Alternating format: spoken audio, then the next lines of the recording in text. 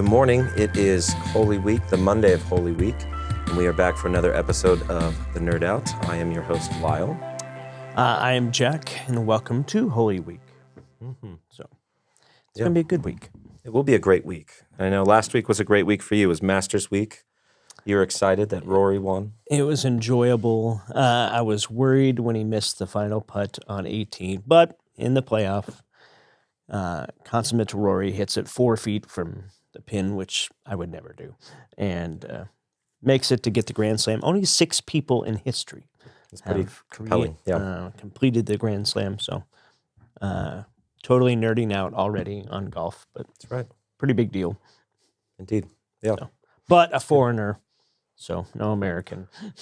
But Scheffler was 4th. That's the guy I usually pull for. Yeah. To come anyway, blah blah blah. Not only that, we not only had Masters Sunday yesterday, which is always a great day for you. We had Sweaty Sunday again yesterday. We did have Sweaty Sunday. Yeah. Always make me think of the U2 song. I know Bloody Sunday, but Sweaty Sunday is the tune that goes in my head. Sunday, sweaty Sunday. Sunday. So By the way, those of you who how walked, unfair is it that like Bono has such a distinct voice? Oh, and it's yeah. this wonderful voice, and the one person in the world who sings just like Bono is in the band with him. The Edge. Oh yeah. Like there's multiple times like you would think that's Bono just double tracking stuff, but then you see them live and you hear there's certain songs that you think Bono's singing and it's actually the Edge singing, and it's just like, Is he from Ireland also? yeah, Look at all these Ireland people Yeah. we're talking about. Okay. Irish, yeah. Well, Irish, Yeah. yeah. Rory's Northern Ireland. Mhm. Yeah. Anyway, we digress. But as you said, it did get up to 88 in the room. It got quite warm. And thank you for those of you who sweated it out with us. And if you chose to stream from home, you That was chose wisely smart. That was smart. yesterday. So we suffered for the Lord. We did it. We did it. We made it We through. made it through. Proud of us. And we talked about Jehovah Hesed. Hesed. Mhm. Got to get that right because it's Well, yes. Jehovah Hesed. It all depends on how you spell it. The Hebrew way with Chesed, or in some commentaries it's Hesed. But either way, That's right. The Lord of loyal love. That's Mhm. what that translates to. And that's a beautiful thing. That a great way to start Holy Week, I think, and to yeah. celebrate Palm Sunday. Even if we didn't go old school and get the palm fronds, I know I've been a proponent of that for years, and I'm the one who gets shot down. But I do think yesterday it would have been helpful To fan each to go old school Baptist, and just all of us would have been able to fan ourselves and each That other would have with been. palm fronds. I did see people with some E-Kids frisbees. And it might have only been mildly distracting. I don't know. But. It would have been delightful. Okay, moving on. So Jehovah Hesed, let's get some takeaways Yep. before we dive too far into the conversation here. And so if you missed it last night, we'll just get you caught up with kind of the main points, the main takeaways from Jehovah Hesed. So Hesed is a Hebrew word describing God's loyal, covenantal love that is faithful, reliable, and action-oriented. God's Hesed love is unconditional, enduring, and not dependent on our reciprocation. 3, Jesus is the ultimate expression of God's Hesed love through his incarnation and sacrifice. And then 4, we are called to reflect God's Hesed love in our relationships with others. Mm-hmm. So 4 good takeaways there. Maybe we start towards the end because I think we might have talked a little bit about this, but one of the things that has been fun is not just to see these names of God, but then to look forward into the New Testament and to see how Jesus is the fulfillment. Yep. You know, Jesus comes and even says, I didn't come to abolish the law. He didn't come to get to rid fulfill of it. all of that. He came to fulfill. Yep. And so we can look at all of these names of God in the Old Testament and we see how Jesus is that. Like it's just a further case for the Personified. Yep. Trinity. Yep. And so maybe we start there, that where do we see the loyal Hesed love of God through Christ as we start Holy Week? I think, obviously, primarily, we see it. Again, it's a beautiful understanding if you go back to, like, if you're new to the Bible or new to following Jesus, to understand that the 4 gospel accounts, Matthew, Mark, Luke, and John, eyewitness accounts of kind of saying, here's what Jesus is about,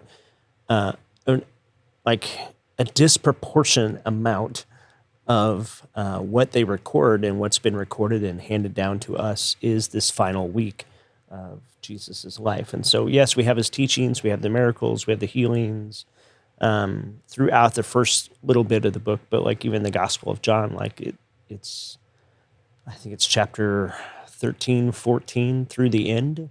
And so over like a third of the book is all about the final week of Jesus. So personified in Even like Jesus. John 13, that's just like the final days. I don't even think that's the full week. Like we're talking, that's like Right. Passover. Right. Yeah. And I know Mark, it's like half of Mark, I think. Yeah, it's a huge amount of the text because the focus is this final culmination of Jesus and not just his life, but then him stepping in and demonstrating and showing this loyal love of God that says, I'm committed to you, even if you don't know I exist, even if you turned away from me, you are my people, and I've come to make a way for us to have a right relationship. And so obviously in the life and the death and the resurrection and the ascension of Jesus, we see Hesed personified and lived out. Yeah, and especially we've talked about it a couple times. You had me do the sermon when we did the Gentle and Lowly series on God's heart revealed in the Old Testament. Yep.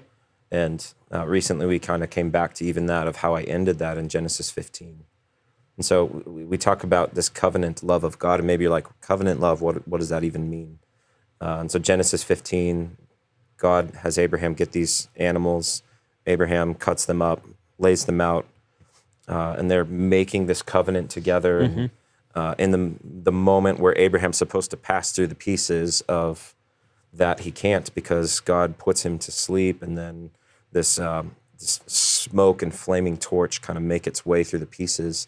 So the idea of passing through the pieces, if you were establishing a covenant, you would cut these animals up and say, if I fail to uphold my end of the bargain, may this be done to me. Yeah. And so for Abraham to not walk through it, to see God walk through it in Genesis 15, God's immediately establishing, if I fail to uphold my end of the covenant, may this be done to me. If you fail to uphold your end of the covenant, may this be done to me. Like God saying, it's on me regardless. And we see the covenantal love in Jesus when Jesus goes to the cross to fulfill. That's how he fulfills the law, by going through the pieces. So we see the covenantal love of God on display, that even at the beginning of the Bible, God knows where this is all leading to, and we see that. What kind of hope does that maybe give us? How does that help us better see just how loyal God's love is? I think if we really stop and reflect on that, and maybe that was the invitation last night, was to just invite you to find a reading plan on YouVersion Bible app. It's a free Bible app you could download. There's thousands of reading plans, but maybe find one for Holy Week of just reading what Jesus went through, and just take pause, like hit pause in your life for 5 or 10 minutes, read and just reflect. Okay, what does that show me about the pursuit of God's loyal love, his Hesed love for me? Like personalize it in the sense of just saying, what does this show me in against a backdrop of a culture?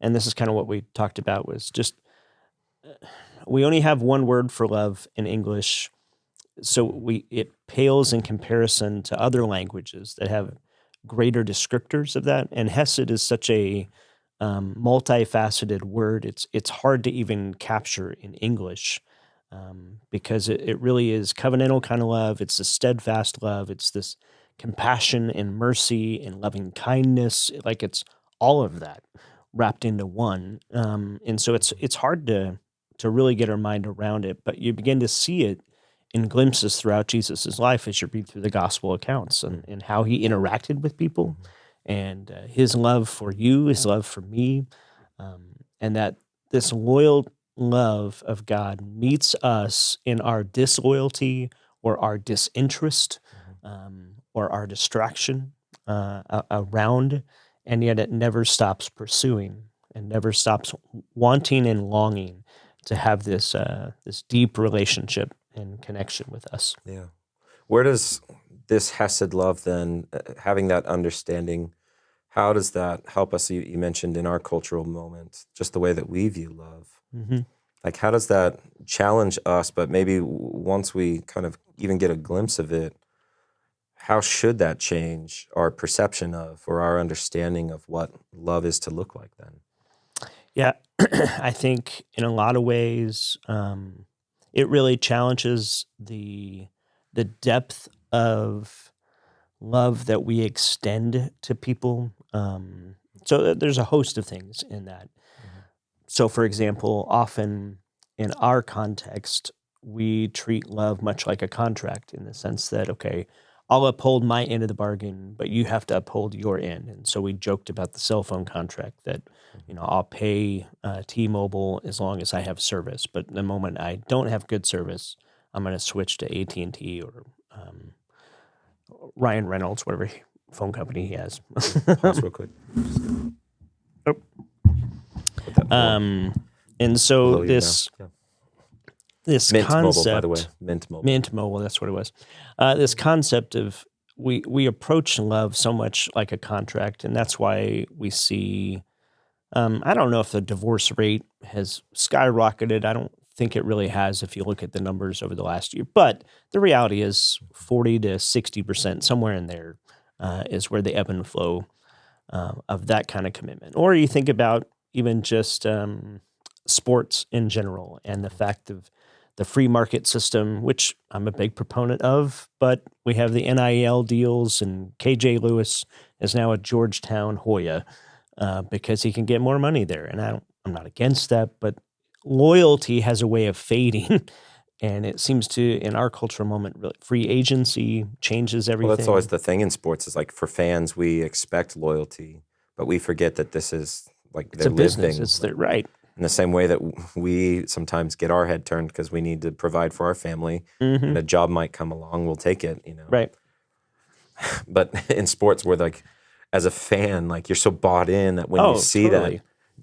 that, it looks like disloyalty when it's really just a person trying to provide for their future. But I think the backdrop tension. of that Yeah. kind of shows us that loyalty fades real quickly depending on the circumstance. And yet what you see in the life of Jesus and what we see in the Hesed love of God all throughout the Old Testament, we talked about the book of Ruth really could be called the book of Hesed because it really is about this covenant love that's played out with Naomi and Boaz and Ruth, and even the book of Hosea, which is an interesting book. We didn't touch on that last night, but Hosea is a prophet of the Lord and is told by the Lord, go marry a prostitute, which is, that would be a crazy word to actually follow through on.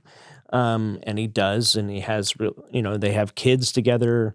She ends up leaving him, and then he goes and redeems her, like buys her back as she's kind of, we say on the market, but like literally on the market in kind of a slave trade thing. I was like, is the camera going to get I know, this floating, little floating hair thing that's been here for a minute?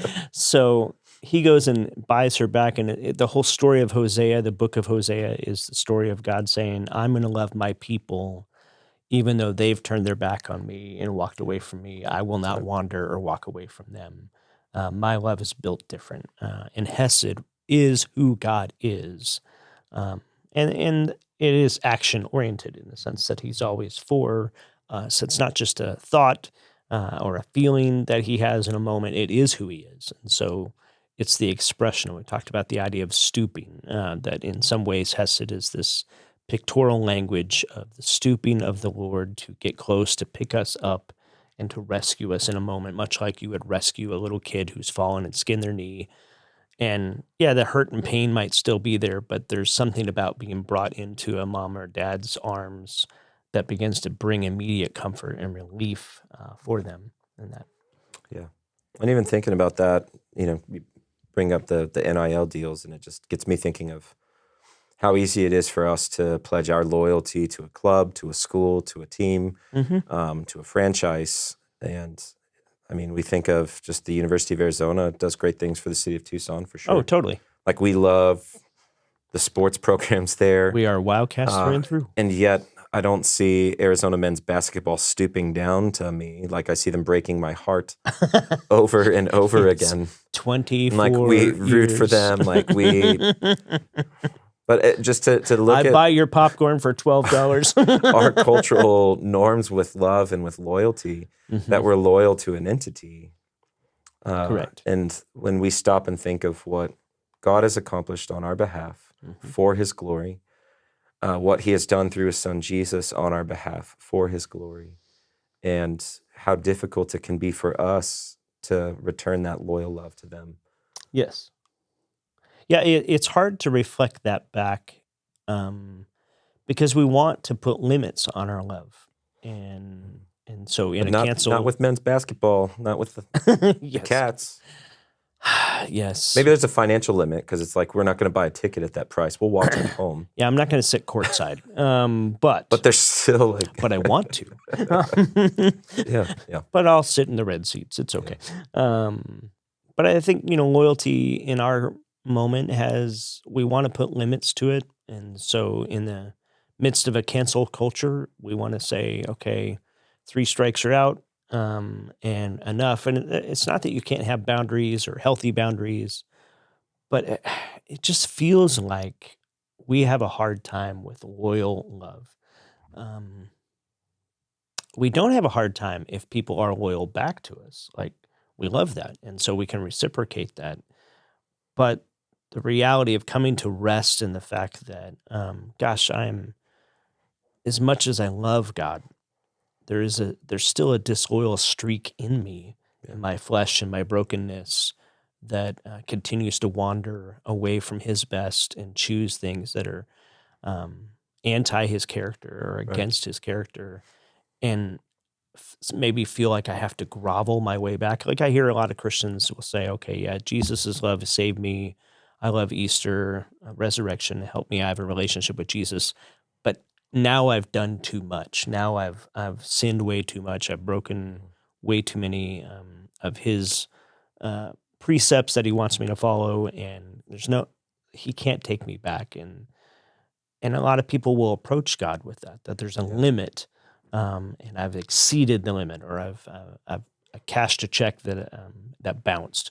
And it's the reality of understanding that Hesed is, in a lot of ways, in the Old Testament, what we see grace or mercy as in the New Testament, or agape love, is maybe the best correlation.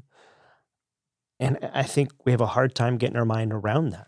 And so even for Holy Week, the invitation is, okay, how can I sink deeper? How can I put my roots of understanding a little bit deeper into God's Hesed love, to his agape love for me? And wrestle with the fact, okay, as I experience that more, now how does that help motivate me to love him back, to reciprocate that because I want to, not because I have to, and to let that flow to the relationships around me, that I give people a 4th chance, a 5th chance, a 6th chance. And it doesn't mean I give them the keys to my heart and let them stomp all over it again, but it does mean I don't write them off, that I stay loyal to it. And that's a difficult balance to really wrestle with. So, well, I thought that was why it was poignant too towards the end when you said, listen, and like you could just see your kind of shepherd's heart of the pastoral heart of, you are never, ever, ever, ever beyond the reach of God's love. Yeah. I mean, it's just when we have that understanding of how much God loves us, it should do something in our heart. Yeah. It should stir our affections for him. It should change how we respond to him, to others, when we see that. And I think it's understanding that the loyal love of God will walk through us in the different seasons that we have to navigate. Like I shared at the end, like there's a lady in our church who is facing it, and goes to oncologist this Thursday, I believe, and has already been through a lot that you would look at. If I were to tell the details of the story, you go, gosh, that's a lot. And then here's another one. And it's for her to remember, and for you to remember, and for me to remember, that when we go through the hardships of life and the difficult seasons, that the loyal love of God won't jettison Yeah. out. And so we even talked about tetherball, and the fact that we're tethered. Hesed means I'm tethered to the love of God, and that I can't be broken free from that. Yeah.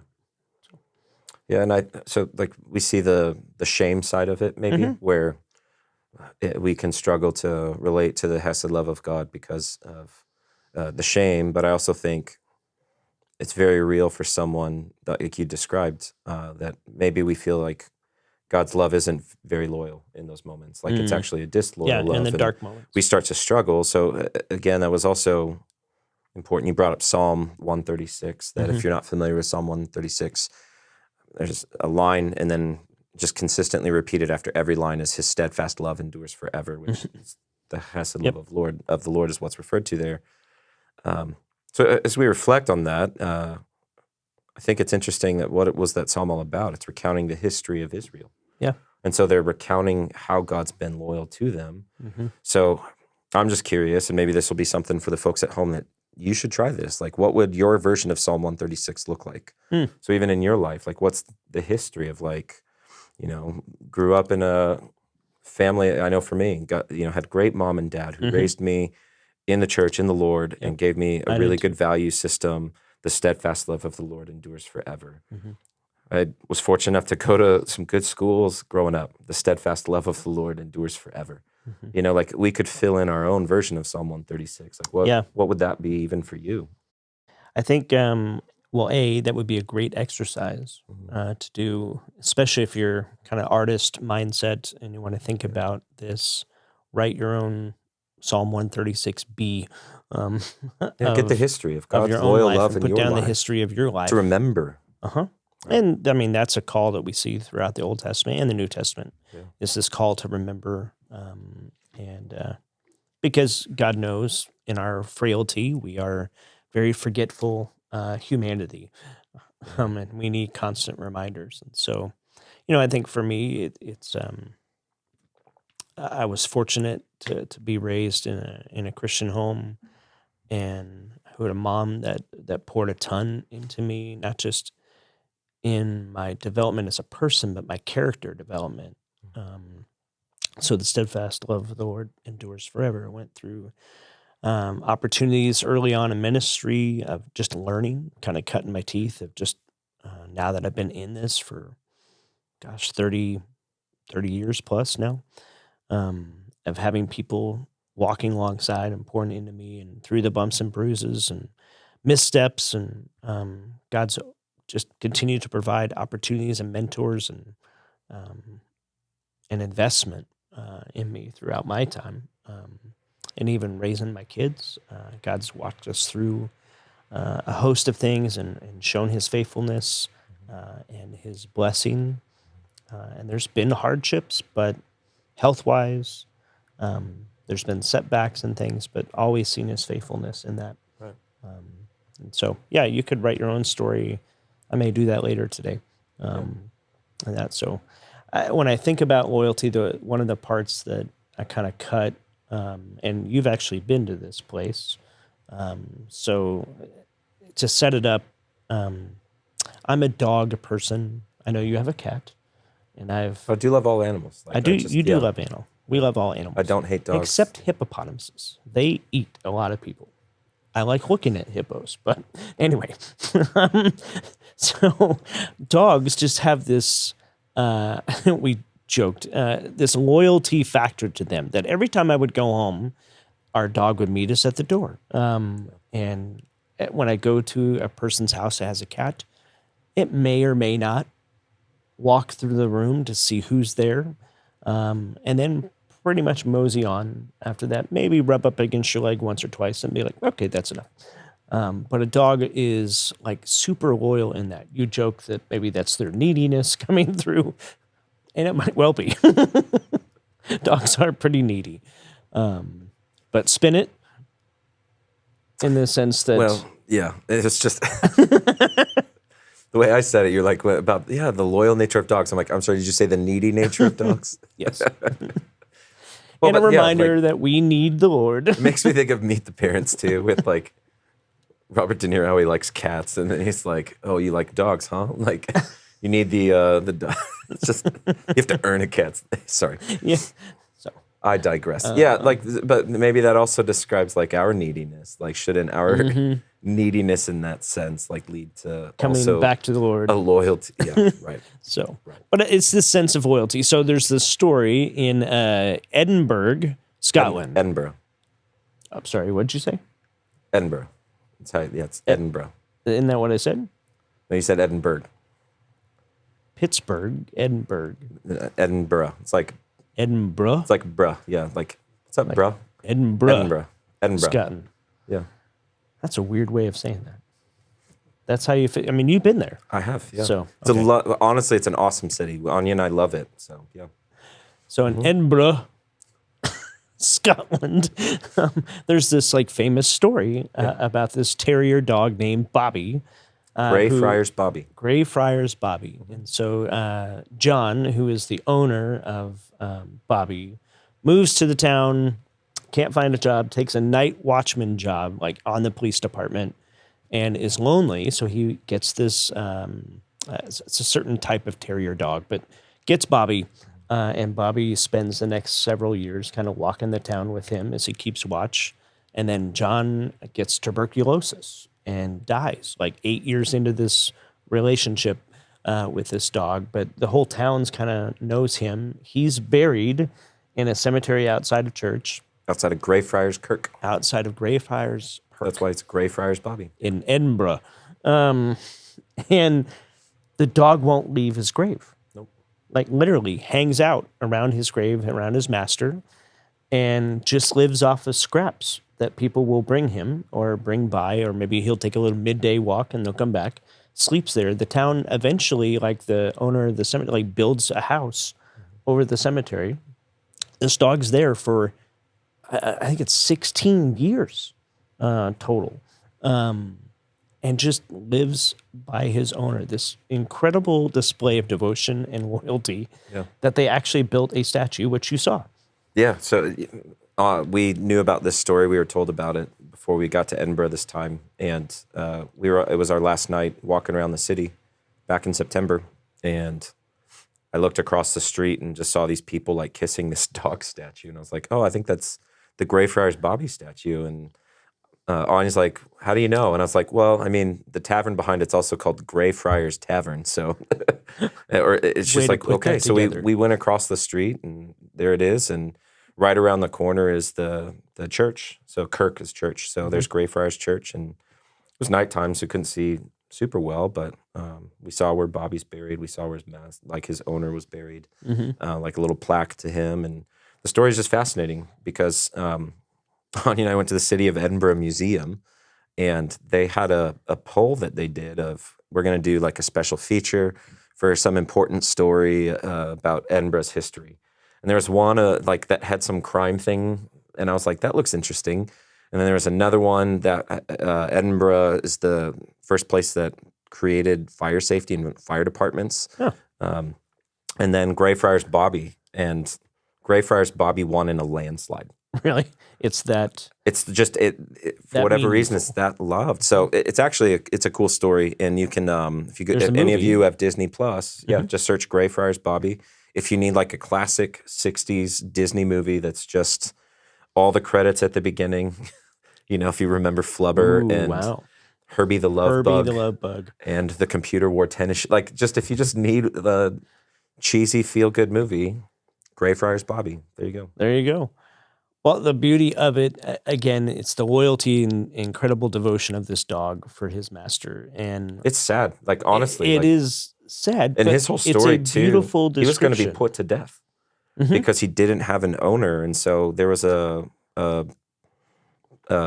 judge or like a policeman actually paid his registration fees. Yeah, because there was to give him tags. And like he was trained to stay in the church. Like he would go to the churchyard to lay on his master's grave, and he'd stay there all day. And then when the churchyard was closing, he would walk around to the tavern, and the tavern would let him stay there. So it's this really kind of interesting story of how this became this beloved local dog. So a display of loyalty that maybe we, back in 1850 to 1871 is when this happened. So a long, long time ago. And maybe just a beautiful description of loyalty. Now, Jesus is more loyal than a dog. So I'm not drawing that comparison, but it is kind of a cool picture. I don't think it's Jesus who's the dog. Correct.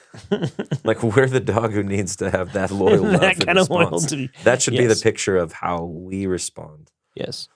to our master who went to the grave, and as we get to celebrate Sunday, Yeah. defeated it. Right. Yeah, Got back up. Didn't stay down.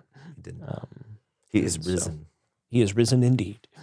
Oh, I thought R-I-Z-Z-E-N, risen. Now, I do have a cool Jesus is risen shirt I'm going to wear Easter. So I'm excited about it. Spoiler alert. We'll get ready for Jack's shirt reveal. It'll be under a... I'll have a jacket also, but Can it be like a snap shirt so you can just dramatically pop it? dramatic. That seems weird. You never know. We'll see. So we could be like the one pastor who came into church on a roller coaster. So I have seen some friends of mine ride a Harley up onto the stage and stuff. At my former church, we actually put a sports car up on stage during the car show, which was interesting how we got it up there. But anyway, I digress. But I think it is this loyal love of God coming it back to that of just saying, hey, this Hesed love of God really matters. And it's really important against the backdrop of a culture moment that struggles to understand, does love have staying power? And is it, can my love grow to be that? Or is there limits? And the tension that we all wrestle with in that. And how cool is it to relax back into Jesus? That his love doesn't wander, doesn't wave. We used Pastor Rick Warren's quote of God's love is like the ocean. You can see the beginning, but you never reach the end. And even if you were to have a scuba tank with 1,000 hours on it, and you can swim through the ocean, you would still never explore all of it. That God's love is bigger and deeper and wider and longer.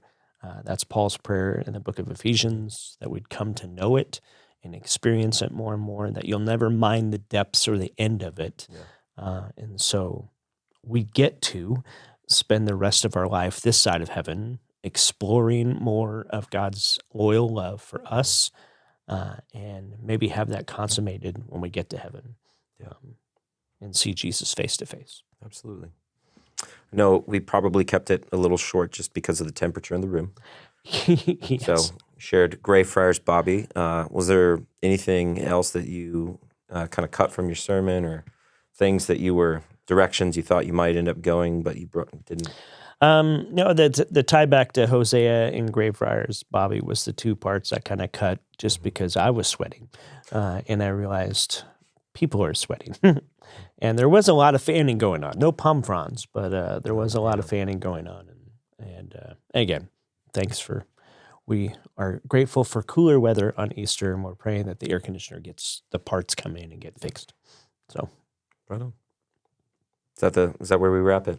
Is that it? I feel like it. I do like the idea of maybe circle back, read Psalm 136, and maybe even write your own psalm to that. How have you seen the steadfast love of God, his loving kindness, his compassion, his mercy, his grace, his Hesed love throughout your life? Might be a cool exercise to wrestle with for your small group or for yourself individually. Yeah. What's the history of your life? One sentence, his love endures forever. Mm-hmm. One sentence, his love endures forever. Yeah. That's good. Right on. Cool. Well, thanks for joining us for the Nerd Out. We hope you have a great Holy Week, a Good Friday. Nice. It is Good Friday. We're looking forward to seeing you all as we celebrate Easter. Yeah, that the Lord is risen, and just really where we see the victory of the loyal love of God on display through sin. Mm-hmm. Amen. Right on. Well, have a good week. We'll see you soon.